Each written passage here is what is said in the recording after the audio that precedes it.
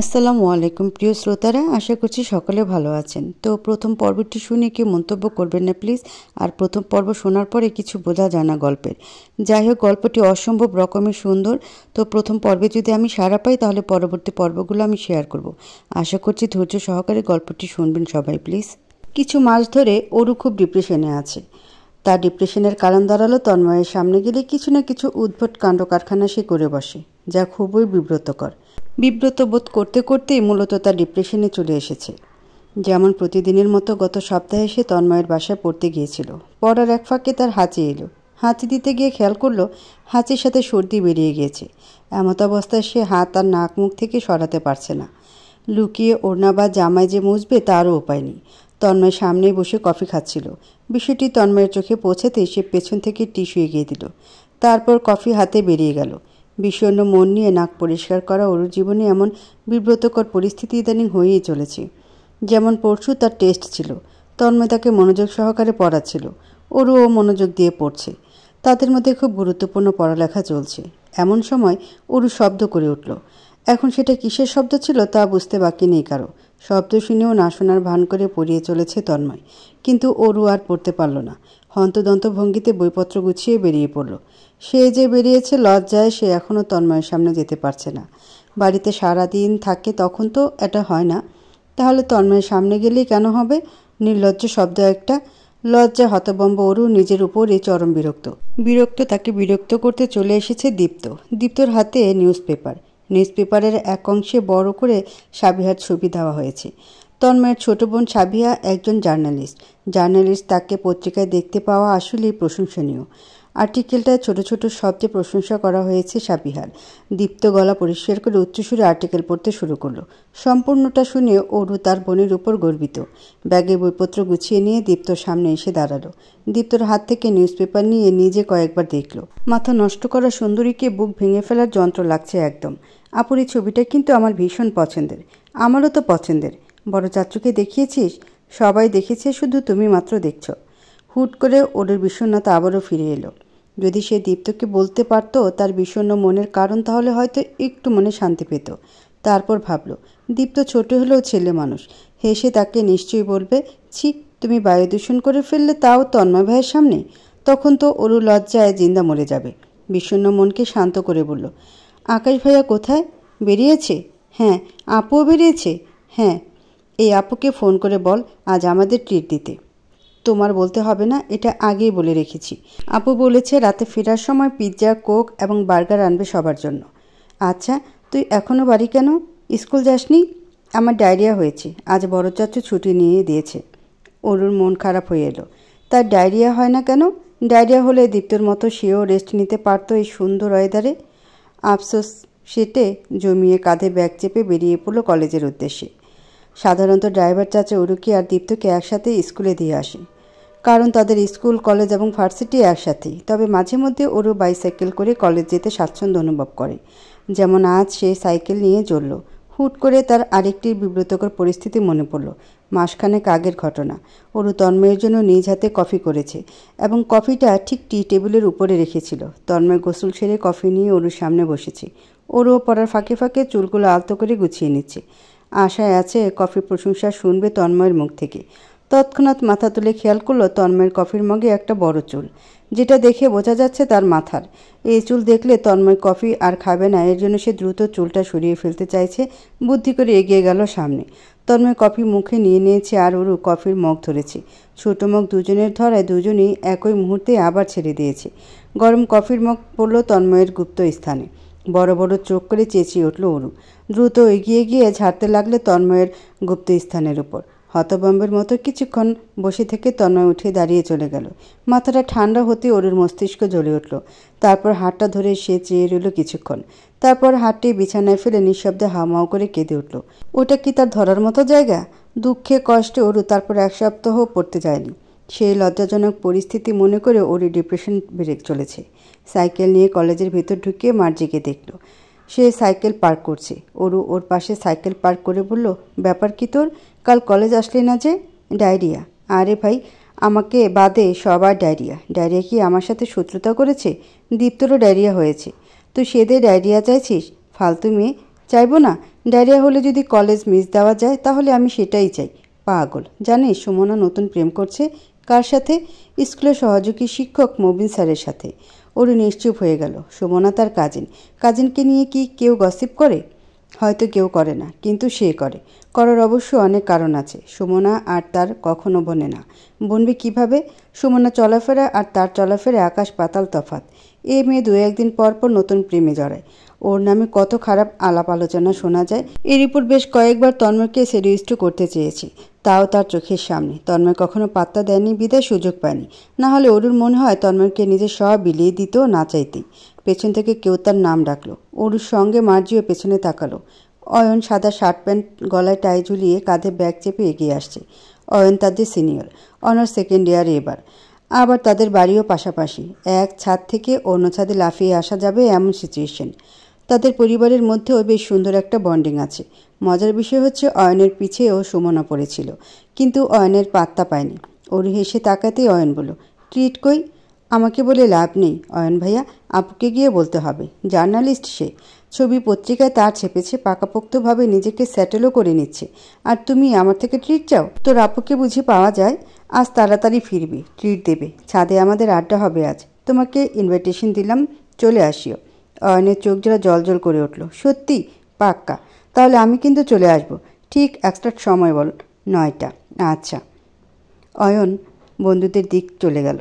যেতে নিয়ে আরেকবার সিউরিটি দিল সে কিন্তু চলে আসবে। ওর হেসে মাথা দোলালো। মার্জিও ওর পাশ থেকে ফিসফিসিয়ে বলল, দেখ সুমনা, এদিকে তাকিয়ে। ওরও হাসলো। ওর ক্রাশ সেধে এসে কথা বলছে আমাদের সাথে, তাই জ্বালা করছে ওর। দুজনে অট্ট হাসিতে ফেটে পড়ল। হাসতে হাসতে এগিয়ে যাচ্ছে সামনে। যেমন আজকের মতো আনন্দ তার আর পায়নি জীবনে। সাবিয়া মাত্রই অফিস থেকে বেরিয়েছে। এখন সন্ধ্যা 6টা। কিছু খেয়ে আবার অফিসে ঢুকবে। মূলত তাদের ব্রেক টাইম এখন। হেঁটে বাস স্ট্যান্ডের সামনে দাঁড়ালো। রাস্তা পার হয়ে ওপার যাবে এমন সময় তার ফোন বেজে উঠল। স্ক্রিনে তন্ময় ভাই লেখাটি ভেসে উঠেছে।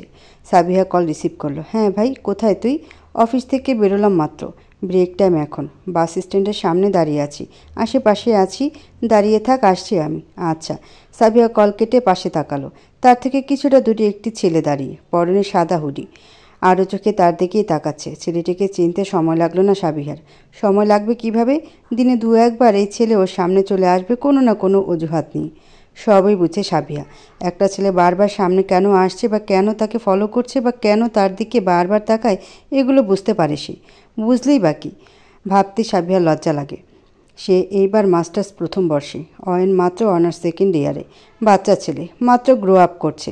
চেহারায় এখনও বাচ্চামো ভাব। ক্লিন শেভে তাকে বাচ্চা তো লাগবেই। তার উপর সাবিহার সন্দেহ জাগে। এই ছেলের মনে হয় এখনও দাড়িও গজায়নি। নেহাতি বাচ্চা ছেলে। তার উপর ছোট থেকে ওকে বড় হতে দেখেছে। খারাপ কোনো ব্যবহার করতেও দ্বিধাবোধ হয়।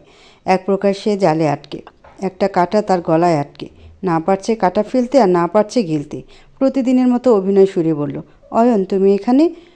অয়ন ভদ্র ছেলের মতো এগিয়ে সামনে দাঁড়ালো। প্রত্যেক দিনের মতো মিথ্যে একটা বলে দিল, বন্ধুকে ড্রপ করতে এসেছিলাম। ও আচ্ছা, congratulations. Thank you. You deserve it. Sabiya হাসলো। হেসে বলল, থ্যাঙ্কস। তন্ময়ের পৌঁছাতে 10 মিনিট লেগেছে। তাকে দেখি বাইকের পেছনে উঠে বসলো সাবিহা। তন্ময় হুট করে অয়নকে খেয়াল করলো, যে আপাতত বাইকে বসে এখানে মাত্রই পৌঁছেছে এমন ভঙ্গিমা করছে। তো এখানে যে হয়েছে কি ভাই? বন্ধু সজীবের এখানে দরকার ছিল, ড্রপ করতে এসেছিলাম। তুই কি এখন বিজি? না ভাই, বাসায় যাচ্ছিলাম। তো আয় আমাদের সাথে। আজ সাবিহা নাম করা জার্নালিস্টদের মধ্যে একজন হতে পেরেছে। নিউজ পেপার দেখেছিস? I am proud of her. তাই ওকে নিয়ে রেস্টুরেন্টে যাচ্ছিলাম, আয় সাথে, ট্রিট দিই। আচ্ছা ভাই। তন্ময় বাইক স্টার্ট করে যেতেই অয়নও বাইক স্টার্ট করে পেছন পেছন চলল।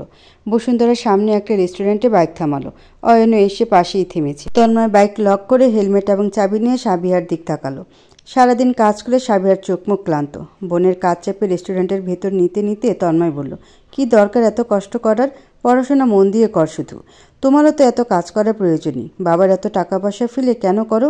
তুই জানিস কেন করি? তাহলে তুমিও জেনে নাও আমি কেন করি। তন্ময় তর্ক করতে জানে না। অল্পতেই হার মেনে যায়। একটি সাইলেন্ট কর্নার বেছে নিল। সেখানেই 3 জন বসল। সাবিয়া বসে তন্ময়ের ঘামে ভেজা মুখ দেখে মন খারাপ করে ফেলল। কখনো গাড়ি ছাড়া চলাচল না করা তার ভাই এখন এত কষ্ট করে অফিস করে ভাবতেই সাবিয়া শ্বাস আটকে আসছে। ব্যাগ থেকে রুমাল বের করে তন্ময়ের কপালের ঘাম মুছে দিল। অফিসে অনেক প্রেশার বুঝি? হ্যাঁ, একটু একটু। মা কেমন আছে? ভালোই। তোর চিন্তা করে সারাদিন। বাবার কথা জিজ্ঞেস করবে না ভাইয়া? তন্ময় ওয়েটার ডাকলো। সাবিয়ার কথাটি সম্পূর্ণ অগ্রাহ্য করল।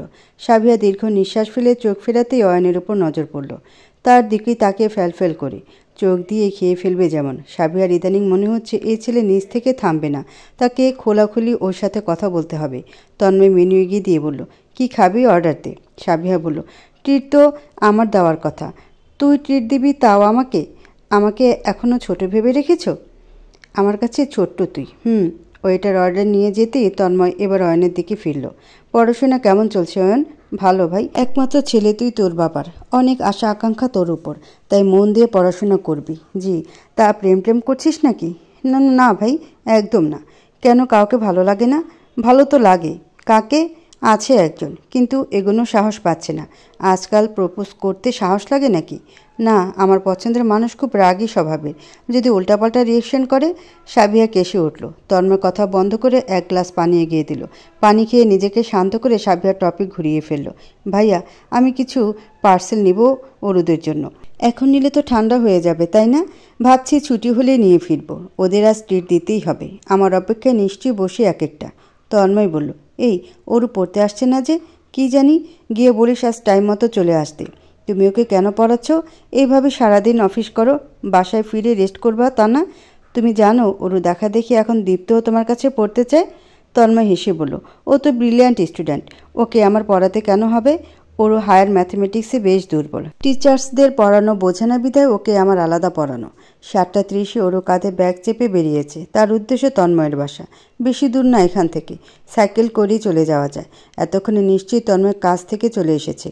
ওরুর একটু সংকোচ অনুভব হচ্ছে, কিন্তু এত সংকোচ অনুভব করলে হায়ার ম্যাথমেটিক্সে আবারও 40-এর নিচে পাবে। তন্ময় ছাড়া সে কারো থেকে পড়া বোঝে না। তার টিচার্সরা তাকে হায়ার ম্যাথমেটিক্স বোঝায় নাকি গরুর ঘাস খাওয়ায় ওরু বুঝে পায় না। তার তো ইচ্ছে করে সব কটা সাবজেক্ট তন্ময় থেকে পড়তে, কিন্তু তন্ময়ের সময় কই। আগের দিনগুলো মনে পড়তে লাগলো ওরুর, যখন তারা সবাই একসাথে একই ছাদের নিচে থাকতো। তন্ময়কে ঘুম থেকে উঠিয়ে দেখতে পেত। সন্ধ্যার পর তন্ময় সবাইকে পড়াতে বসাতো। কই সেই দিনগুলো? তাদের পরিবার না ভাঙলে কি চলছিল না? এই দণ্ড ঝগড়া বিবাদ না হলে কি পারতো না? ওরও খুব করে চায় বড় চাচু আর বড় মায়ের যেন ভুল বুঝাবুঝি শেষ হয়ে যায়। আর কত, 2 বছর তো হয়ে গেল। আর কত অপেক্ষা? ওরও একটা 8তলা বিল্ডিংয়ের সামনে সাইকেল থামালো। তাকে চিনে দারোয়ান ঢুকতে দিল। ঢুকে সাইকেল লক করে লিফট ধরল তন্ময়দের ফ্ল্যাট 5তলায়। সেখানে পৌঁছে কলিং বেল চাপল। দরজা খুলে দিয়েছে জবেদা বেগম, ওরুর বড় মা। ওরু ব্যাগ ফেলে ঝাপড়ে ধরল তাকে। ভেতরে আয় আগে। গলা ঝাপড়ে ধরে ভেতরে গেল। চারপাশে নজর বুলিয়ে বলল, কই তন্ময় ভাই? আসছে, বলল তুই পড়তে বস, এখনই চলে আসবে। ওরু টেবিলে বসে সরঞ্জাম তৈরি করছে। প্রথমে চুল বাঁধল, যেন চুল কোথাও না উড়ে যায়। তারপর টিস্যু এগিয়ে রাখলো সামনে, যদি কাশি চলে আসে টিস্যু কাজে দিবে। কিন্তু বায়ু দূষণ প্রতিরোধ কিভাবে করবে? সে ভেবে রাখলো বায়ু দূষণ শুরু হবার আগে উচ্চস্বরে কথা বলে তন্ময়কে শুনতেই দেবে না। তন্ময় ফিরেছে শুনে ওরও কান পাতে, কিন্তু স্পষ্ট কোনো কিছুই শুনতে পারছে না। এত ছোট সুরে কথা বলে এই লোক। টেবিলে বসে কান পেতে থাকলে শোনা যাবে না। আর এমন আধো আধো সুরের কণ্ঠ ওরও শুনতে বিরক্ত লাগে। তাই সে টেবিল ছেড়ে উঠে দাঁড়ালো।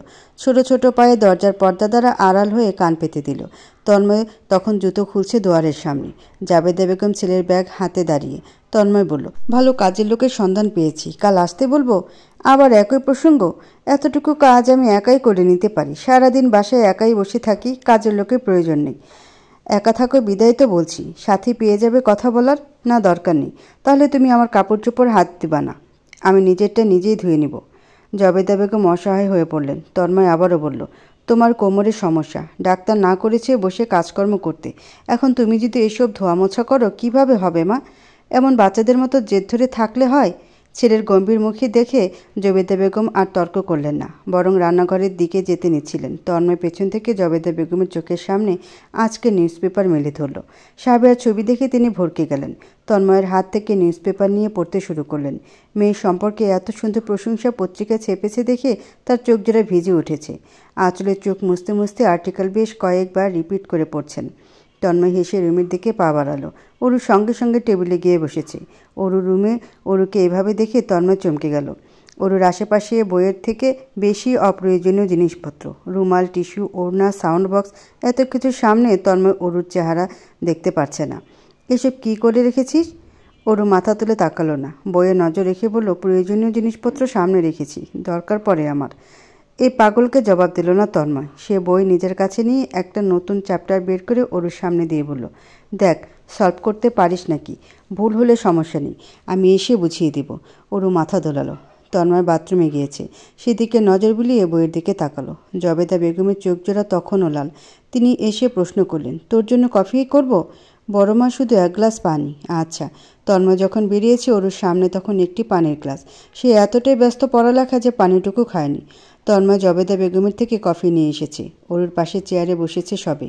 তখনই অরুর হাত লেগে পানির গ্লাস অসাবধানতাবশত তন্ময়ের উপরে পড়ল। তার সাদা টি শার্ট ভিজে বুকের দুপাশে কয়লা স্পষ্ট ফুটে উঠেছে।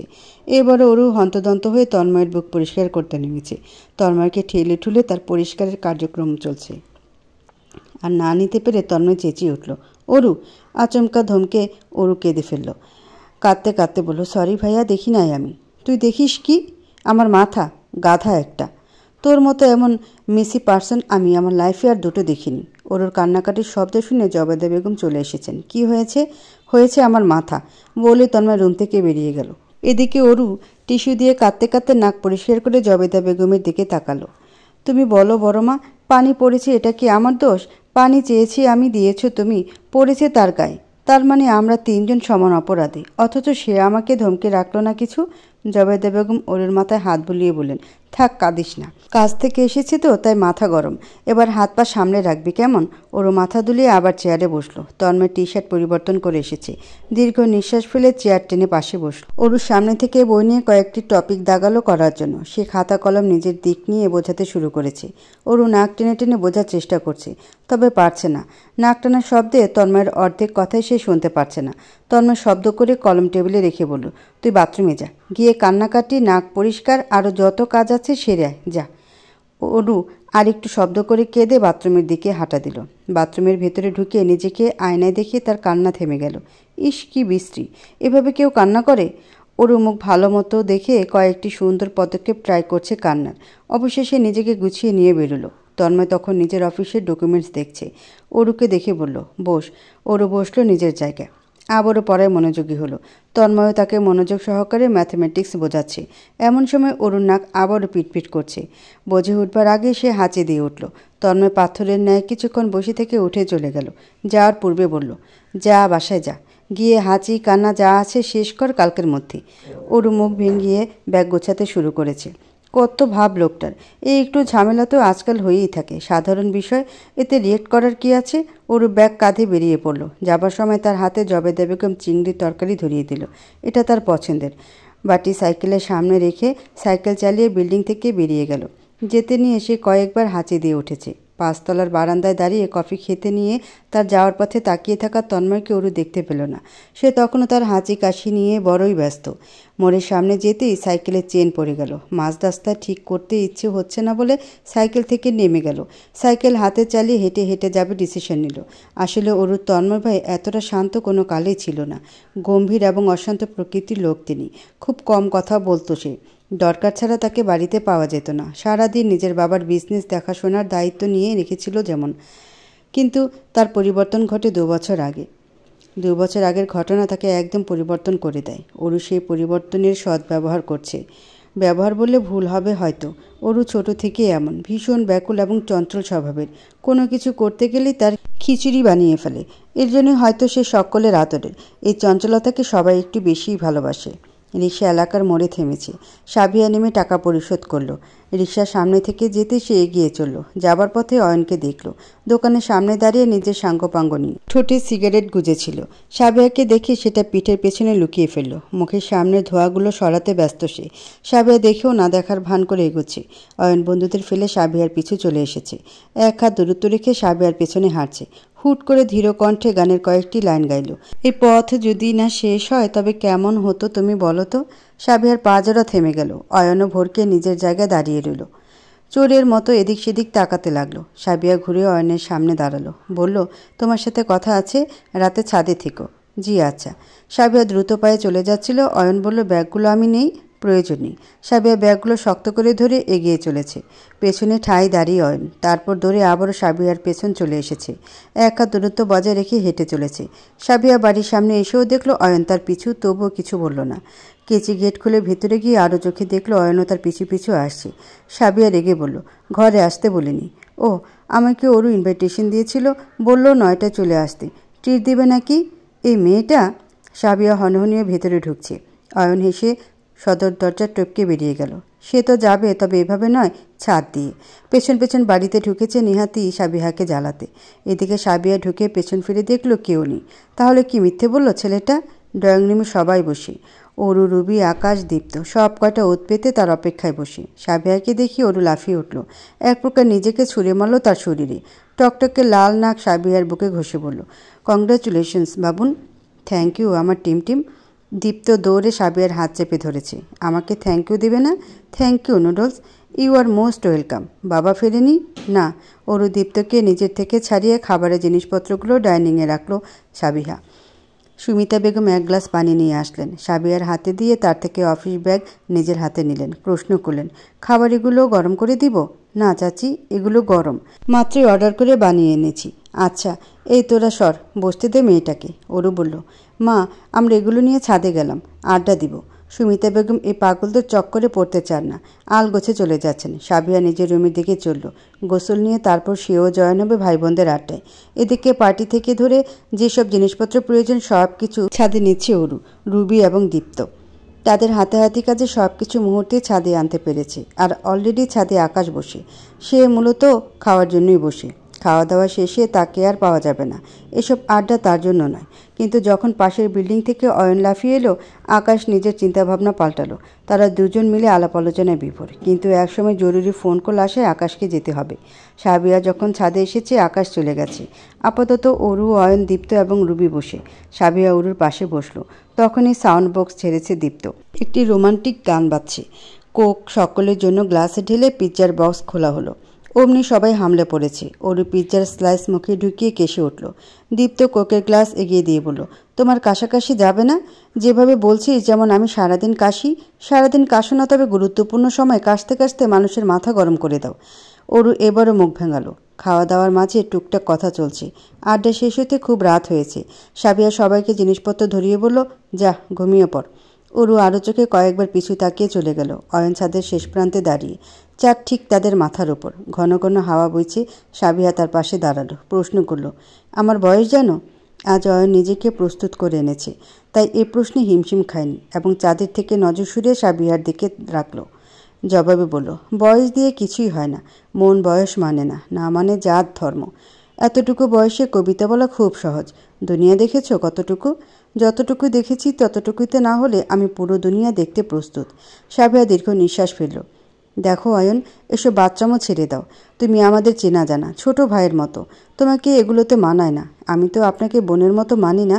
মানতে শেখো। আপনি তো আমার আপন বোন না, কেন মানব?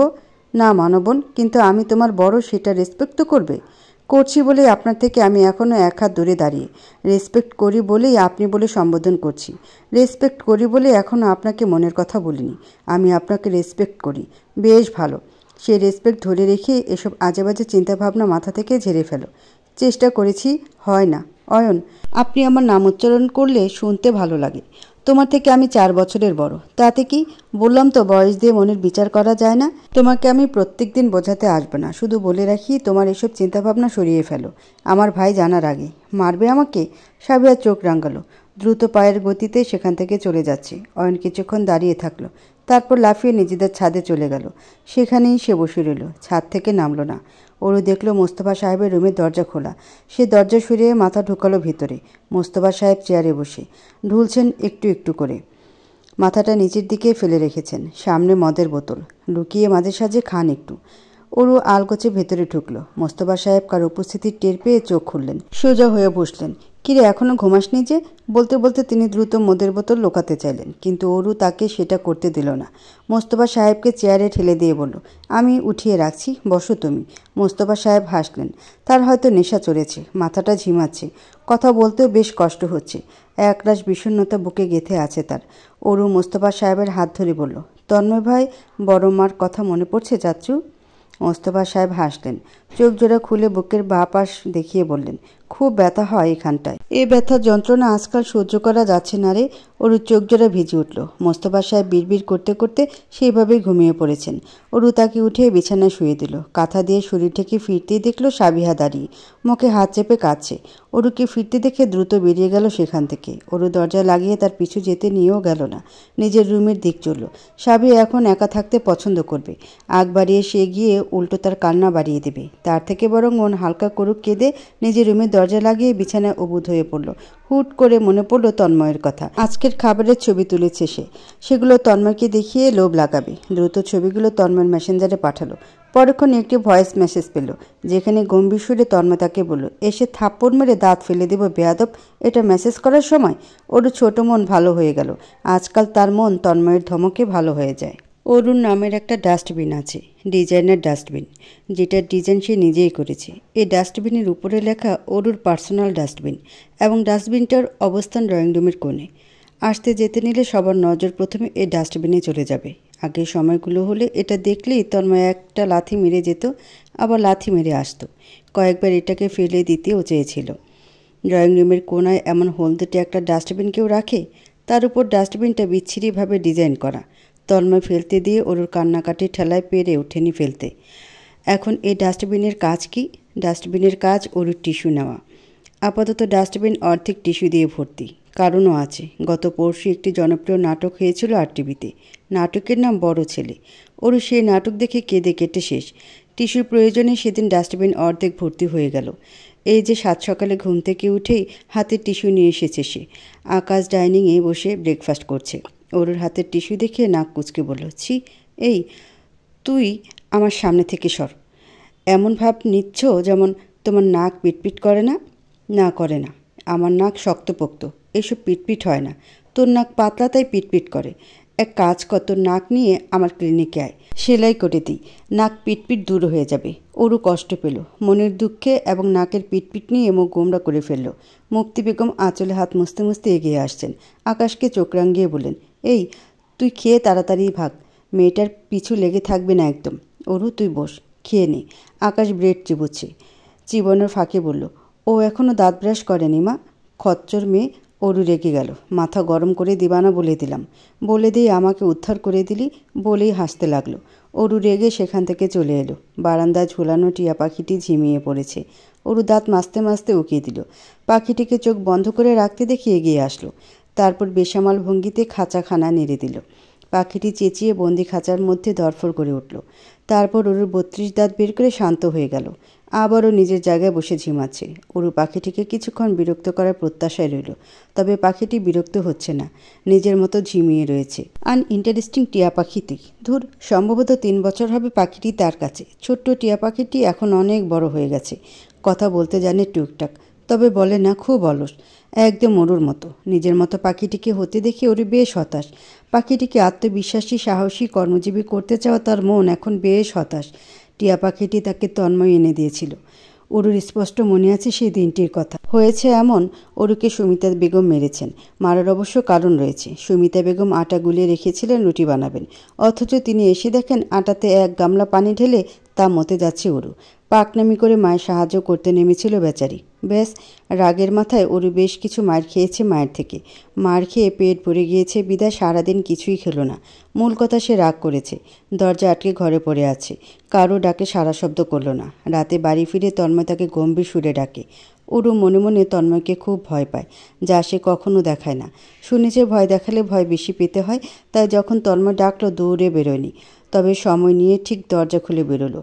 তখন তন্ময় তার হাতের পাখি সহ খাঁচাটি অরুকে দিল। তারপর ধমকে সুরে বলল, এক্ষুনি গিয়ে খেতে বস যা। পাখি পেয়ে খুশিতে অরু 2 প্লেট খাবার একাই খেয়ে নিয়েছিল।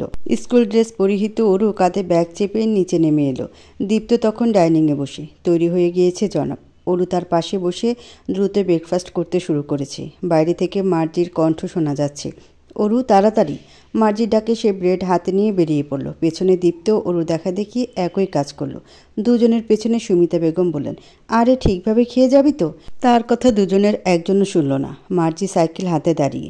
পাশে তার ভাই এহসানও এসেছে। তাদের বাড়ি পাশের লাইনে। হাতে সময় থাকলে যাওয়ার সময় মাঝে মধ্যে অরু দীপ্তকে সাথে নিয়ে যায়। তারা প্রায় সময় একসাথে যাতায়াত করে। এমন সময় পাশের বিল্ডিং থেকে অয়ন বেরিয়েছে। অয়নকে দেখে এহসান হেসে এগিয়ে গেল। তাদের সাথে যোগদান হলো দীপ্ত। তাদের তিনজনের পেছনে মার্জি আর অরু হাঁটছে। নাকটা এমন লাল হয়ে আছে কেন? আর বলিস না, মজার ব্যাপার ঘটেছে, শুনেছিস? অরুর নিরাশ চোখজোড়া জলজল করে উঠল। কি? মুবিন স্যার সুমনার নামে প্রিন্সিপালের কাছে নালিশ দিয়েছেন। তাকে নাকি সুমনা বিরক্ত করে। বলেই হো হো শব্দে হাসতে লাগলো মার্জি। অরু চিন্তিত সুরে বলল, শুনেছিলাম তো তাদের রিলেশন চলছে। আর রিলেশন? মুবিন স্যার হয়তো এই মেয়েকে চিনে ফেলেছেন, তাই আগাতে নিয়ে ফিরে এসেছেন। তারপর প্রিন্সিপাল কোনো অ্যাকশন নিয়েছে? বাবা মা আনতে বলেছেন। হয়তো আজ তোর মামা মামি আসবে কলেজ। অরুর কপাল জোড়া কুঁচকে গেল। সে তার মামা মামিকে একদম পছন্দ করে না। নানি বাড়ির কাউকে পছন্দ না তার। সবাই ওত পেতে থাকে তার মা বাবার মধ্যে ঝামেলা পাকানোর জন্য। কিন্তু তার মা সেটা একদম বোঝেন না। ভাইদের সাপোর্ট টেনে যান। তাই অরু নানি বাড়ি আজকাল আর যায় না। নানা নানি বেঁচে নেই, নানির বাড়িও নেই তার জন্য। আজ সে সোজা ক্লাসে ঢুকে বসে থাকবে। একদম সামনে পড়বে না ওই দুজনের। মার্জি অরু চিন্তিত চেহারা দেখে টপিক পরিবর্তন করার জন্য বলল, তন্ময় ভাই আর তোর বড় মা এখনও বাড়ি ফেরেনি? 2 বছর তো হয়ে গেল। আর কত? তোর চাচু কোনো স্টেপ নিচ্ছে না কেন এখনও? বাবার থেকে শুনলাম তন্ময় ভাইদের বিজনেস খুব ঝুঁকিপূর্ণ অবস্থায় আছে। দীর্ঘ নিঃশ্বাস ফেলল অরু। পারিবারিক ব্যাপারগুলো সে সবসময় অ্যাভয়েড করে। আজও একই কাজ করেছে। মার্জির কাঁধে মাথা রেখে চুপ রইল। তার চাচু কষ্ট নিতে সে পারছে না। সে জানে তার বড় মাও খুব কষ্টে আছে। তন্ময় ভাইও খুব যন্ত্রণায়। বাড়ির সবাই জানে তন্ময় ভাই তার বাবাকে কতটা ভালোবাসে এবং সম্মান করে। ছোট থেকে সে বাবার পাগল। বাবার আদরের ছেলে হুট করে বাবার থেকে সরে গিয়েছে। তা কতটা যন্ত্রণাদায়ক বাবা ছেলের জন্য তা ওর উপলব্ধি করতে পারছে একটু হলেও। কিন্তু এখানে কারো কিছু করার নেই। তারা নিজেরা যদি এই দ্বিধা ক্ষোভ অভিমানের দেয়াল না ভাঙে তাহলে অন্য কারো ভাঙার সাধ্য নেই। কলেজের সামনে পৌঁছে ওরু লুকিয়ে পড়ল। মার্জি ওরুর পেছনে। সেও দেখছে কল্লা বের করে। সুমনা তার মা বাবার সাথে দাঁড়িয়ে কাছে। তাদের ঘিরে ধরেছে শত স্টুডেন্টস। দীপ্ত চোখ মুখ অন্ধকার করে ফেলেছে। বিরক্ত নিয়ে বলল, তাদের দেখে কি এভাবে লুকিয়ে থাকবে নাকি? ঘন্টা বেজে যাবে, চলো ভেতরে, দেরি হবে না হলে। দাঁড়া একটু, যেয়ে নিক। যাবে বলে মনে হয় না। তোর জন্যই দাঁড়িয়ে। মার্জির কথায় যুক্তি আছে। ওরুর মাথায় দুষ্টু বুদ্ধি চাপল। গোলগাল চোখ করে প্রশ্ন করল, বাঙ্ক দিবি? চল ঘুরতে যাই। দীপ্ত চেঁচিয়ে উঠল, খবরদার, আমি কিন্তু বিচার দেব চাচুকে। দিস, আপাতত তুই যা, ভাগ। দীপ্ত চোখ রাঙালো। তোমরা না গেলে আমিও যাচ্ছি না। আচমকা তাদের পেছনে অয়ন এসে দাঁড়ালো। নিচু সুরে বলল, আমিও তাহলে আজ বাঙ্ক দিব ভাবছি। খুশিতে ওরু সাত সকালে চাঁদ দেখতে পাচ্ছে। কিন্তু কথা হলো কোথায় যাবে? দুশ্চিন্তা থাকা সে হুট করে বলল, আপুকে সারপ্রাইজ দিতে যাই আপুর অফিসে। এটা কেমন হবে? আশপাশ ঘুরতে ঘুরতে যাব, আমাদের ঘোরাফেরাও হয়ে যাবে। রাজি হলো সবাই। সঙ্গে সঙ্গে অরু, অয়ন, দীপ্ত, মার্জি একই গন্তব্যের জন্য রওনা হলো। নিজেদের সাইকেল নিয়ে স্টেশনের সামনে এসে থামলো। অরু বলল, অয়ন ভাইয়া, তুমি রাস্তা চেনো? আমি কিন্তু চিনি না। সমস্যা নেই, আমি চিনি, চল। সাইকেল করে এতটা পথ অতিক্রম করা সহজ বিষয় না। মাঝ রাস্তায় অরুর খিদে পেয়েছে। দীপ্ত বলল তারও খিদে পেয়েছে। অয়ন তাদের নিয়ে একটা হোটেলে ঢুকলো। তখন অলরেডি 12টা বেজে গিয়েছে। সারা রাস্তায় তারা যেভাবে হইচই করতে করতে এসেছে, সময় তো যাবেই। পরোটা ভাজি অর্ডার করলো সবার জন্য। খেতে নিয়ে তাদের মধ্যে আলাপ আলোচনা চলছে। মার্জি বলল, অয়ন ভাই, তোমাকে নাকি সুমনা পছন্দ করে? তো? দীপ্ত বলল, তন্ময় ভাইকেও পছন্দ করে এই মেয়ে। পছন্দ বললে ভুল হবে, একদম আমার ভাইয়ের গলায় ঝুলে পড়তে চায়। সেবার অরু আপুর মামা মামি আমাদের বাড়িতে এসে বড় চাচুর সামনে একটু বাজিয়ে গিয়েছে। মানে তারা নিজের মেয়ে আমাদের বাসায় দিতে চায়। অয়ন নাক ছিটকে বলল, ক্যারেক্টারলেস মেয়ে। হুট করে অয়নের চোখ হোটেলের বাইরে চলে গেল। সুমনা সহ বেশ কিছু ছেলে মেয়েদের একসাথে যেতে দেখল। সেটা সে অরুকে বলল। অরুর সঙ্গে সঙ্গে টেবিল থেকে উঠে দাঁড়িয়ে বাইরে বেরিয়ে এলো। তার পিছু পিছু বাকিরাও বেরিয়ে এসেছে। অয়ন ঠিক দেখেছে, সুমনার সাথে 2টো মেয়ে আর 4টা ছেলে রয়েছে। অরু নাক মুখ কুঁচকে ফেলল। অয়ন বলল, ওরা মনে হয় পার্কের দিকে যাচ্ছে। মার্জি বলল, আমরাও যাই, গিয়ে দেখি কি করে। সুমনা কি সেফ ওদের সাথে? এখানকার একটা ছেলে মেয়েও ভালো না। অয়ন শেষে ছেলেটাকে দেখিয়ে বলল, এই ছেলেটা বেশ কিছু মেয়ের জীবন নষ্ট করেছে, মেয়েদের সাথে খারাপ কাজ করে, তা ভিডিও করে ব্ল্যাকমেল করে। ওরে চিন্তিত সুরে বলল, তাহলে তো সুমনা সেফে নেই, আমরা ফলো করে কিছুটা দেখি। অয়ন মাথা দোলালো। সুমনাদের ফলো করতে করতে দুপুর 3টা বেজে গেল। আপাতত সুমনারা পার্কের সামনে দাঁড়িয়ে, ভেতরে যাবে মনে হয়। ওদের দলের একজন দৌড়ে দোকানের দিকে ছুটেছে, ফিরেছে বেশ কিছু সিগারেট নিয়ে। অরু আর মার্জি মুখে হাত দিয়ে রয়েছে, তারা দুজন অবাকের সপ্তমী। তারপর দেখলো সুমনারা সবাই গোল হয়ে একটা গাছের পেছনে বসেছে এবং লুকিয়ে সিগারেট খেয়ে যাচ্ছে। অরু ঘুরে দাঁড়িয়ে বলল, আমরা চলে যাই, চলো। ঘুরে ফিরে আবার স্ট্যান্ডের সামনে এসে দাঁড়িয়েছে তারা। মেন রোড ধরে সবাই সাইকেল ধরে পাল্লা লাগালো, যে যত দ্রুত যেতে পারে। অয়ন সর্বপ্রথম, তারপর অরু, তারপর দীপ্ত, পেছনে মার্জি। তাদের সাইকেল পাল্লা থেমেছে 3য় বাস স্ট্যান্ডের সামনে। আর 3-4টা বাস স্ট্যান্ড পার করতে হবে। অয়নের পেছনে তারা আবারও চলল। সাবিহার অফিসের সামনে পৌঁছাতে নিয়ে সন্ধ্যা হয়ে গিয়েছে। পৃথিবী অন্ধকার, চাঁদ ডুবে গিয়ে আকাশে মেঘ জমেছে, বৃষ্টি হবে মনে হয়। আবহাওয়া খারাপ। আশ্চর্যজনকভাবে সাবিহাও তখন বেরিয়েছে খেতে, তার ব্রেক টাইম। রোজকার মতো তন্ময় সেই মুহূর্তে বাইক নিয়ে থেমেছে সাবিহার সামনে, আর তন্ময়ের সামনে 4 সাইকেল। তন্ময়ের নজর পেয়ে অরু ঘাবড়ে গেল। সাইকেল ধরে রাখা তার হাত শক্ত হয়ে গেল। সাবিহা কিং কর্তব্য বিমূঢ়, সে অরুদের দিকে যেতে নিচ্ছিল, আর তখনই নেমেছে তুমুল বৃষ্টি, ভিজিয়ে দিচ্ছে উপস্থিত সবাইকে। তন্ময়ের চোখ মুখ শক্ত, বাইক থেকে নেমে এগিয়ে আসলো। এখানে কেন তোরা? দীপ্তর কোনো কিছুরই পরোয়া নেই এখন। সে তার সাইকেল ফেলে তন্ময়ের কোলে ঝাঁপিয়ে পড়ল, কেঁদে কেটে তন্ময়ের শার্ট ভিজিয়ে দিচ্ছে। ঠিক কত মাস পর সে তন্ময়কে দেখেছে, হিসেব নেই। এদিকের বৃষ্টির মধ্যে হুট করে ঝাঁকড়া চুলের দীপ্তকে কোলে নিয়ে দাঁড়িয়ে তন্ময়। তার রাগ কিছুটা কমে গেল দীপ্তর কাণ্ডে। এখন অরুকে চোখ রাঙাবে নাকি দীপ্তকে শান্ত করবে বুঝে উঠতে পারছে না। সাবিহা সবাইকে তাড়া লাগালো, বলল, স্ট্যান্ডের ভেতর দাঁড়া। ভিজে যাচ্ছে সবাই নিজেদের সাইকেল চাপিয়ে স্ট্যান্ডের ভিতর দাঁড়ালো। কম বেশি সবাই ভিজে গিয়েছে, তবে অয়ন ভেতরে আসলো না। সে খোলা আসমানের নিচে দাঁড়িয়ে। অয়নের দেখা দেখি মার্জিও বৃষ্টির মধ্যে গিয়ে দাঁড়ালো। ভালো লাগছে এখানকার বৃষ্টি। তন্ময় তাদের দিক নজর কিভাবে রাখবে, সৌরু এবং দীপ্তর সাহস দেখে হতভম্ব। দীপ্তকে কোল থেকে নামিয়ে ধমকে উঠল, এখানে কি করছিস? সাইকেল দিয়ে আপুর সাথে দেখা করতে আসছি। আমি কিন্তু আসতে চাইনি, অরু আপু জোর করে নিয়ে আসছে। এই সব কিছুর গুরুকে বুঝতে বাকি রইল না তন্ময়ের। সে তেড়ে মেরে অরুর দিকে এগিয়ে গেল। ভয়ে ভয়ে অরু দৌড়ে বৃষ্টির মধ্যে চলে গিয়েছে, ঠিক অয়নের পেছনে গিয়ে ভিজতে লাগলো। তন্ময় তখন রাগে থরথর করে কাঁপছে, দাঁতে দাঁত চেপে বলল, সাহস আকাশ ছুঁয়েছে না? এই দীপ্ত মিথ্যে বলছে, বিশ্বাস করুন। ও উল্টো বলল যে আপুকে খুব মিস করছে, দেখতে চাই একটু। আমি ভাবলাম বেচারা কষ্ট বুকে চেপে কতক্ষণ রাখবে, তাই নিয়ে আসলাম। সাবিয়া হেসে বলল, আমরা কিন্তু একই বাসায় থাকি, মনে রাখিস। তবে আমাকে এমন সারপ্রাইজ দিয়েছিস যে এখনও হজম করতে পারছে না। তা কি খাওয়াবো তোদের? কি খাবি? এসেছিস তাও এমন ওয়েদারে?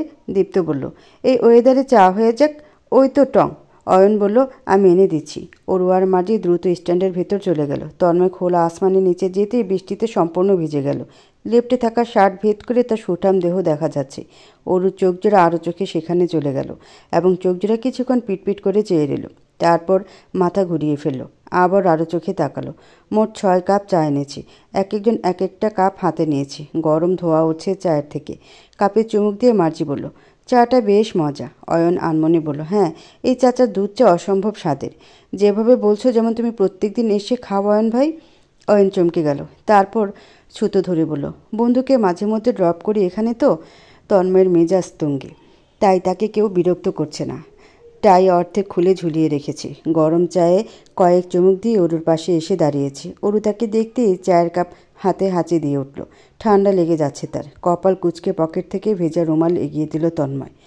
অরু সেটা নিয়ে আলগোছে নাক পরিষ্কার করে বসলো। নাক পরিষ্কার করে মনে পড়ল এটা তন্ময়ের রুমাল, টিস্যু না।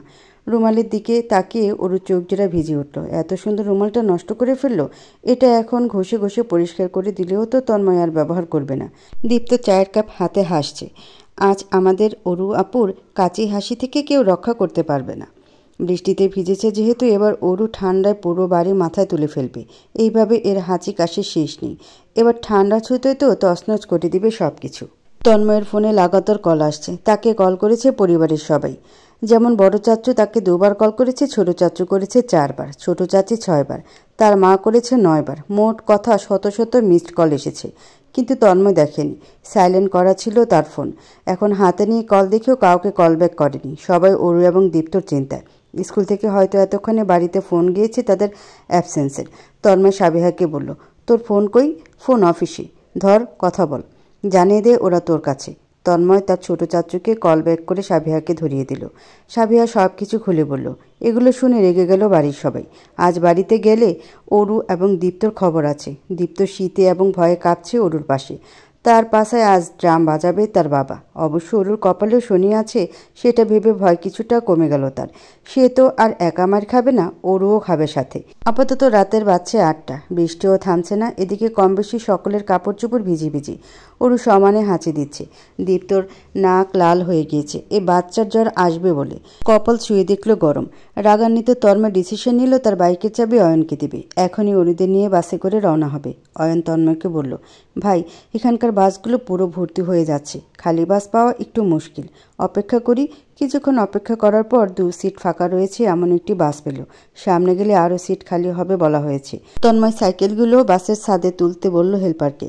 অয়নের সাইকেল সহ সবগুলো সাইকেল তোলা হয়েছে। তারপর অরুদের নিয়ে উঠে গেল বাসে। খালি 2টি সিটে দীপ্ত এবং মার্জি বসেছে। ওদের দুজনের অবস্থা বেশ নাজুক। অবশ্য মার্জি বলেছে সে দাঁড়াবে, বরং অরু বসুক, কিন্তু অরু না করে দিল। সে দিব্যি স্ট্যান্ড ধরে দাঁড়িয়ে। আরও প্যাসেঞ্জার উঠছে দেখে তন্ময় অরুর পেছনে দাঁড়ালো। এক প্রকার সে তন্ময়ের 2 হাতের ভেতর। ভেজা শরীরে তন্ময়ের সাথে লেগে থাকতে অরুর অদ্ভুত লাগছে। কেমন যেন তার ঘন ঘন শ্বাস ফেলতে হচ্ছে। আরও চোখে পিছু ফিরতে নিলে তন্ময় তার ঘাড় চেপে ধরে সোজা করে রক্তিম চোখে তাকিয়ে বলে, চুপচাপ দাঁড়িয়ে থাক। অরু তার কথা মতো একদম সোজা হয়ে দাঁড়ালো। কখন 2 হাত স্ট্যান্ড থেকে ছেড়ে দিল তার মনে নেই। হঠাৎ বাস ঝাঁকিয়ে উঠল। অরু সামনে পড়ে যেতে নিচ্ছিল। নিজেকে বাঁচাতে পেছনে যা পেয়েছে টেনে ধরেছে। তন্ময়ের বুকের দিকে শার্টের 2টো বোতাম শব্দ করে ছেড়ে গেল। অরু হতবাক হয়ে গিয়েছে। বড় বড় চোখ করে ফিরে তাকালো। সে তন্ময়ের বুকে শার্ট টেনে ধরেছিল। মাথা তুলে তাকিয়ে দেখল তন্ময়ের চোখ জোড়া রাগে লাল হয়ে গেছে। ভয়ে অরুর গলাটা শুকিয়ে কাট কাট। সে নিচে তাকিয়ে বোতাম খুঁজতে লাগলো। পেল না। না পেয়ে শার্ট গুছিয়ে দিয়ে ভয়ে ভয়ে বলল, আমি সেলাই করে দিব। হ্যাঁ ভাইয়া। তন্ময় রাগে বাকরুদ্ধ। সে ঠিক কী করবে এই মেয়ের সাথে বুঝে উঠতে পারছে না। একটা মানুষ এতটা মিসি কিভাবে হয়? ইচ্ছে করছে থাপ্পড় মেরে দাঁত ফেলে দিতে। নিজেকে কোনো রকমে সামলে অরুকে ঘুরিয়ে ফেলল। অরুর হাত দুটো পেছন থেকে পেঁচিয়ে ধরে রাখল। এইভাবে পুরোটা রাস্তা যাবি। চোখ জোড়া ভিজে উঠেছে অরুর। খুব ব্যথা পাচ্ছে। সে কি ইচ্ছে করে করেছে নাকি? লোকটা শুধু অরুকে বকাঝকা করে। ছোট্ট মনের তাকে এভাবে বকাঝকা করলে হয়? কয়েকবার হাত ছাড়াতে চাইল। তন্ময় আরও শক্ত করে ধরল। উপড়ে পড়া চোখের জল নিয়ে অরু এক অদ্ভুত অনুভূতি পেতে শুরু করেছে। তার বুক এত দ্রুত বেগে ছুটছে কেন? মাথা ব্যথা নিয়ে দীপ্ত পাশে মুখ লুকিয়ে হাসছে। একসময় শব্দ করে হাসতে লাগলো। তার হাসি দেখে অরু রেগে গেল। চোখ রাঙিয়ে তাকালো। তাতে দীপ্তর হাসি বেড়ে গেল শতগুণ। মার্জির অবস্থাও একই। সে নিজের হাসি লুকাতে জানালার বাইরে তাকালো। আধা ঘন্টার মধ্যেই বাস পৌঁছে গিয়েছে গন্তব্যে। তন্ময় অরুর হাত ছেড়ে দিতে সে কুঁকড়ে উঠল। ব্যথায় হাত অবশ হয়ে গিয়েছে এক প্রকার। নাড়াতেও কষ্ট হচ্ছে। তন্ময় তাকে ফেলে দীপ্তকে নিয়ে নেমে গেল। অরু নিজের হাত চেপে নেমে এসেছে একটু পর। তার চোখের পাতা তখনও জল। হেঁচকে তুলে তন্ময়ের দিকে তাকালো। তন্ময় তখন বাস হেল্পারের সাথে সাইকেল নামাতে ব্যস্ত। অয়নের সাইকেল নিয়ে মার্জি দৌড় লাগালো। সে দ্রুত পায়ে অয়নদের বাড়িতে সাইকেল রেখে এসে নিজেরটা নিয়ে চলে যাচ্ছে। মোড়েই তার জন্য তার ভাই এহসান অপেক্ষা করছে। তন্ময় ধমকে সুরে বলল, দ্রুত ঘরে যা। ওর 1 সেকেন্ড অপেক্ষা করলো না। সাইকেল নিয়ে দ্রুত পায়ে চলে যাচ্ছে। হুট করে ফিরে তন্ময়কে ভেঙিয়ে গেল। তারপর আরেকটু গিয়ে আবারও মাথা ঘুরিয়ে জিব্বা দেখিয়ে চলে গেল ভেতরে। দীপ্ত চাচ্ছিল তন্ময়কে টেনে বাড়ির ভেতরে নেবে। তবে যে রাগীভাবে তন্ময় তাকিয়ে আছে তা দেখে দীপ্তর গলা দিয়ে কোনো শব্দই বেরোলো না। আলগোছে চলে এসেছে সেও। যেতে নিয়ে বেশ কয়েকবার পিছু তাকালো। তন্ময় তখনও দাঁড়িয়ে। যতক্ষণ বাড়ির গেটে না ঢুকেছে ততক্ষণ দাঁড়িয়েই ছিল। ড্রয়িং রুমে মুস্তফা সাহেব বসে। সদর দরজার সামনে দাঁড়িয়ে আনোয়ার সাহেব। সুমিতা বেগম দাঁড়িয়ে আছেন, চিন্তিত চেহারা নেই। মুফতি বেগম রান্নাঘর থেকে বারবার চলে আসছেন। কোনো কাজেই মন লাগছে না। বাচ্চাগুলো এই প্রথম এমনটা করেছে। আগে একটু লুকোচুরি করেছে, তবে কিছু সময়ের জন্য। এমন পুরোটা দিন পার করে দেয়নি। ওরু ঢুকতেই আনোয়ার সাহেব মেয়েকে বুকে জড়িয়ে ধরলেন। ভেজা কাপড় চোপড় লক্ষ্য করতে বললেন, কী করছো এগুলো মা? সুমিতা বেগম তেড়ে এসেছেন। ওরুর কান টেনে বললেন, কিসের মা? ওর পা দুটো ভাঙবো আজ। দীপ্তকে ওহি সাহেব হাতের কাছে পেতেই পাছায় উদম চর বসালেন। তবে একটাই চর মেরেছেন। ছেলের গরম শরীর উপলব্ধি করে মারা সাহস পেলেন না। মুক্তি বেগম ছেলেকে কোলে নিয়ে উপরে চলে গেলেন। ওরুকে মাথায় কয়েকটা চর দিয়েছে সুমিতা বেগম। তবে আনোয়ার সাহেবের উপস্থিত থাকায় মারতে পারেননি। মোস্তফা সাহেব প্রশ্ন করলেন, কে দিয়ে গেছে তোমাদের ওরু? তন্ময় ভাই। মোস্তফা সাহেব থমকে গেলেন। তারপর দীর্ঘ নিঃশ্বাস ফেললেন। আশা নিয়ে শুধালেন, চলে গেছে? দেখেছিলাম দাঁড়িয়ে। মোস্তফা সাহেব বললেন, যাও দ্রুত কাপড় চোপড় পরে নাও, ঠান্ডা লেগে যাবে। আচ্ছা বড় চাচু। ওরু নাক টানতে টানতে উপরে উঠছে। পিছু ফিরে দেখলো মোস্তফা সাহেব বাইরের দিকে যাচ্ছেন, নিশ্চয়ই তন্ময় ভাইয়ের আশায়। কিন্তু তন্ময় ভাই কি এখনও আছে? মোস্তফা সাহেব বেরিয়ে মোড়ের মাথায় তাকালেন। তন্ময় দাঁড়িয়ে আছে তখনও। তার দৃষ্টি বাড়ির দিকেই ছিল। বাবা ছেলের দৃষ্টি মুহূর্তে এক হয়ে গেল। অপ্রস্তুতভাবে নড়ে উঠলেন মোস্তফা সাহেব। এগিয়ে যাবেন নাকি বাড়ির ভিতরে চলে যাবেন? ছেলেকে কি তিনি ফেস করতে পারবেন? তন্ময় এগিয়ে আসলো না, তবে সেখানকার একটা চায়ের দোকানে গিয়ে দাঁড়ালো এবং 2টো চায়ের অর্ডার দিল। মোস্তফা সাহেব এগিয়ে যাচ্ছেন ছেলের দিকে। দোকানের সামনে এসে পৌঁছে তিনি সময় নিয়ে ছেলের মুখের দিকে তাকিয়ে রইলেন। তন্ময়ও তাকালো। ভাবলেশীন ভঙ্গিতে বলল, বসো বাবা। মোস্তফা সাহেব বসলেন। তন্ময়ও তার পাশে বসলো। দোকানদার একটা চায়ের কাপ এগিয়ে দিতেই সেটা নিয়ে তন্ময় মোস্তফা সাহেবের দিকে এগিয়ে দিল, আর একটা নিজে নিল। গরম গরম চায়ে চুমুক দিয়ে যাচ্ছে সমানে, বাবার দিকে তাকাচ্ছে না। মোস্তফা সাহেব তখনও ছেলেকে দেখতে ব্যস্ত। ছেলেটা তার শুকিয়ে গেছে, ক্লান্ত বিষণ্ণ চেহারা হয়ে গেছে। তার বুকটা জ্বলে পুড়ে ছারখার হতে লাগলো।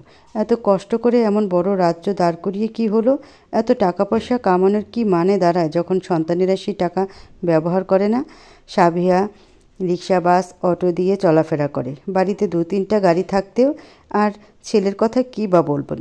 নিজেদের ফ্যাক্টরি বিজনেস ছেড়ে অন্যের কোম্পানিতে চাকরি করে। হতাশায় তিনি নির্বোধ হয়ে গিয়েছেন। তন্ময় জমিন থেকে নজর সরিয়ে বাবার দিকে তাকালো। খুব আদরে কণ্ঠে প্রশ্ন করল, কেমন আছো বাবা? মোস্তফা সাহেবের চোখ জোড়ায় জ্বালা করছে। তিনি ছেলের থেকে চোখ সরিয়ে নিলেন। নিজের লালচে চোখ জোড়া লুকানোর বৃথা চেষ্টায় পড়ে রইলেন। অসহায় গলায় বললেন, সন্তান বাবাকে ফেলে রেখে গিয়ে জিজ্ঞেস করছে কেমন আছে তার বাবা। চাটা ঠান্ডা হচ্ছে, খেয়ে নাও। ভিজে কাপড় চোপড় পরে আছো এখনও, ঠান্ডা লেগে যাবে, বাসায় বাসো। মা অপেক্ষায় আছে, ফিরতে হবে আমায় বাবা। মোস্তফা সাহেব ছেলের দিকে তাকালেন। তন্ময় উঠে 2 কাপ চায়ের টাকা পরিশোধ করলো। যাওয়ার জন্য পা বাড়িয়েও দাঁড়িয়ে রইল। যেতে পারছে না। মোস্তফা সাহেব নিজেই বাড়ির দিকে চলে যাচ্ছেন। সে সেভাবে বসে থাকলে ছেলে তার যাবে না, ভিজে কাপড় চোপড় নিয়ে দাঁড়িয়ে থাকবে। ছোট থেকে খুব নাজুক স্বভাবের, অল্পতেই ঠান্ডা জ্বর লেগে যায় ছেলেটার। রাতে অসুস্থ হয়ে পড়বে ছেলেটা। চিন্তায় মোস্তফা সাহেবের বুকটা ব্যথা করছে। অয়ন ভেজা কাপড় চোপড় পরে এখনও বাস স্ট্যান্ডের মধ্যে দাঁড়িয়ে। তার সামনে বাইক। সাহেবের ছুটি হতে 5 মিনিট বাকি এখনও। অয়ন হুট করে হাঁচি দিয়ে উঠল। ঠান্ডা লেগে গিয়েছে তার, নাক টান টান করছে। বৃষ্টি থেমে গিয়েছিল, এখন আবার পড়ছে। টুপটাপ বৃষ্টির ফোঁটা পড়ছে। অয়না এক ধ্যানে রাস্তায় তাকিয়ে রইল। তার অদ্ভুত এক ইচ্ছে জেগে উঠল। যদি সাবিহা শাড়ি পরে এমন বৃষ্টির রাতে ল্যাম্পপোস্টে রেখে অনুসরণ করে তার হাতে হাত রেখে হাঁটে কেমন হবে? বৃষ্টিতে ভেজা স্নিগ্ধ সাবিহাকে তখন কেমন দেখাবে? অয়ন কিছুক্ষণ আগে 2টো সিগারেট কিনে এনেছিল, সেটা ধরালো। বড় বড় কয়েকটা টান মেরে ধোঁয়া ছুঁড়ে মারল মাথা উঁচু করে। আরও চোখে খেয়াল করলো সাবিহা বেরোচ্ছে। আজ আর সিগারেট সরালো না, টেনেই যাচ্ছে। একসময় চোখে চোখ পড়ল। আলগোছে সিগারেট পাশেই ফেলে দিল। সাবিহা হুট করে রেগে গেল, কিন্তু তার রাগ কী নিয়ে আন্দাজ করতে পারছে না। অয়নের উপর সে চরম বিরক্ত। এই ভেজা কাপড় চোপড় পরে এখনও দাঁড়িয়ে। ছেলেটা কি পাগল? আরও চোখে তাকালো। অয়নের টাই ঝুলে বুকের মাঝখানে দুলছে। চুলগুলো কপালের সামনে লেপটে আছে। আশ্চর্যজনকভাবে ভার্সিটির কোট ড্রেসে অয়নকে একদম বাচ্চা বাচ্চা লাগছে না। বয়স তুলনায় বেশ বড় বড় ভাব নিয়ে রেখেছে। সাবিহার চোখের সামনে অয়ন বাইকে উঠে বসেছে। বাইক স্টার্ট করে বসে, যাচ্ছে না। যেমন সাবিহার উঠে আসার অপেক্ষায়, সাবিহা না দেখার ভান করে দাঁড়িয়ে। মাত্রই বাস এসে থেমেছে সাবিহার সামনে। সাবিহা একবার বাসের দিকে তাকালো তো একবার অয়নের দিকে। অয়ন সামনে তাকিয়ে, তার দিকে তাকাচ্ছে না। সাবিহা বাসের দিকে এগিয়ে যাচ্ছে, কিন্তু তার মন বিচলিত। ভেজা কাপড় চোপড় পরিহিত অয়নকে দেখে তার ইচ্ছে করছে না আর বাসে যেতে। বাস আর অপেক্ষা করলো না, চলে গেল। সাবিহা দাঁড়িয়ে তখনও। বৃষ্টি হচ্ছে। সাবিহার কথায় তাকালো অয়ন। তার উপরেই তো বৃষ্টি পড়ছে। সে কিভাবে না জানা যে বৃষ্টি পড়ছে? সাবি আকাশের দিকে তাকালো। মৃদু বৃষ্টি। এই বৃষ্টিতে বাইক চড়ে গেলে এক আলাদা অনুভূতি কাজ করবে। এই অনুভূতি সাবিহা উপভোগ করতে চায়। এগিয়ে গেল বাইকের দিকে। যখন অয়নের কাঁধে হাত রেখে পেছনে উঠে বসলো, অয়নের ঠোঁটে বিশ্বজয়ের এক অমায়িক হাসি ফুটে উঠল। সে একটানে বাইক নিয়ে দূর দূরান্তে ছুটে চলল। সাবিহা প্রস্তুত ছিল না মোটেও। শক্ত করে ধরল অয়নের কাঁধ। ধীরে চালাও, অয়ন বলল। আমাকে শক্ত করে ধরুন সাবিহা। সাবিহার হৃদয় কেঁপে উঠল। সে এই প্রথম তার নাম অয়নের মুখে শুনেছে, আগে কখনো নাম ধরে বলেনি। আমি তোমার বড়। অয়ন বৃষ্টির মধ্যে চেঁচিয়ে উঠল নিজের সর্বশক্তি দিয়ে। সাবিহা। সাবিহা ক্রোধের ভান করে শাসালো। অয়ন। অয়ন আরও জোরে তার নাম উচ্চারণ করলো। নিজের নাম যেন চারপাশ থেকে শুনছে সে। এই ব্যাকুল অনুভূতি কিভাবে অস্বীকার করবে? অয়ন শব্দ করে হাসছে। তার হাসির শব্দে সাবিহার ঠোঁটের কোণ উঁচু হয়ে আসছে। পরপর চোখ জোড়া বন্ধ করে ফেলল। বৃষ্টির ফোঁটা তার চোখ মুখ ভিজিয়ে দিচ্ছে। চুলগুলো খুলে গিয়েছে ততক্ষণে। ওড়না ছোটাছুটি করছে বিদায় সেটা পেঁচিয়ে নিল। অয়ন শব্দ করে বলল, আমাকে শক্ত করে ধরুন। এই না না, আমি ভয় পাই। ভয় পেয়ে আমাকে জড়িয়ে ধরবেন? আমি তো তাই চাই। আমি কিন্তু নেমে যাব। আমি নামতে দেব না আপনাকে। বাইক আরও স্পিডে চলছে। ভয়ে সাবিহা কখন ঘনিষ্ঠ হয়ে বসেছে খেয়াল করেনি। তার দুহাত অয়নের ধোকাতে ভয়ে খামচে ধরে আছে সেখানটায়। অয়ন বৃষ্টির মধ্যে উচ্চস্বরে একটি গানে সুর তুলল। সে বৃষ্টি ভেজা পায়ে সামনে এলে হাই ফোটে কামিনী। আজ ভিজতে ভালো লাগে। শূন্য মনে জাগে প্রেমের কাহিনী। আশ্চর্যজনকভাবে অয়নের গলা খুব সুন্দর। গান গাওয়ার ভঙ্গিমা বলে দিচ্ছে সে প্রায়শই গান গায়। সাবিহার খুব করে ইচ্ছে হলো একটা সম্পূর্ণ গান অয়নের থেকে শুনতে। পরক্ষণে নিজেকে মনে মনে বকল, লজ্জার মাথা খেয়েছি। বুড়ো বয়সে একটা একটুখানি ছেলের মুখ থেকে গান শুনতে ইচ্ছে করে তার। নিজেকে নিজেই ভাঙালো সাবিহা। তারপর রাস্তায় নজর রাখলো। তবে এই বৃষ্টির রাতে বাইকে বসে অয়নের মুখে শোনা এই গান মনে হয় না সে কখনো ভুলতে পারবে। তার বুকের ভিতর ধুকপুক করতে থাকা হৃদয় তাকে ভুলতে দেবে না। অনেক রাস্তা ঘুরিয়ে ফিরে তারপর বাড়ির সামনে বাইক থামিয়েছে অয়ন। সাবিহা নেমে দ্রুত পায়ে বাড়িতে ঢুকে গেল। ফিরে তাকালো না। অয়ন তাকিয়ে রইল। তার ঠোঁটে দুষ্ট হাসি। তার মন বলছে সে একটু হলেও সাবিহার মন নাড়াতে সক্ষম হয়েছে। হঠাৎ সাবিহা ফিরে এলো।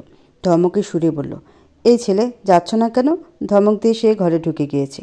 এবার অয়ন শব্দ করে হাসতে লাগলো। হাসতে হাসতে সে বাইক স্টার্ট করে একটানে চলে গেল। আপাতত বাইক সে তন্ময়ের বাসার সামনেই পৌঁছে দিয়ে তারপর বাড়ি যাবে। একটা লম্বা ঘুম দেবে।